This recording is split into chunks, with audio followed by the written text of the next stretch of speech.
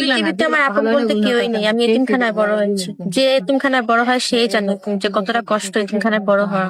কখনো কারো যত্ন পাইনি, ভালোবাসা পাইনি।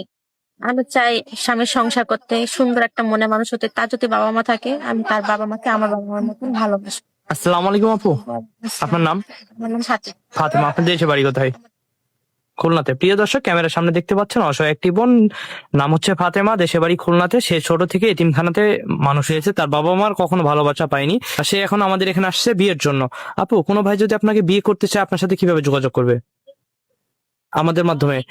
প্রিয় দর্শক, কেউ যদি ফাতেমাকে বিয়ে করতে চান, ফাতেমার একটা ছবি স্ক্রিনশট মেরে আমাদের কাছে পাঠিয়ে দিবেন, আমরা আপুর সাথে আপনার যোগাযোগ করিয়ে দেবো।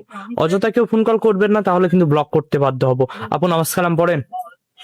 বিয়ের পর স্বামীর সাথে সংসার করবেন, না শুধু প্রতারণা করার জন্য আমাদের এখানে না না আসছেন? ভাইয়া, এরকম ইচ্ছা নেই। যদি প্রতারণা করতাম তাহলে আপনাদের কাছে আসতাম না। তাই না? আচ্ছা আপু, ভালো থাকবেন। আসসালামু আলাইকুম। ওয়ালাইকুম আসসালাম।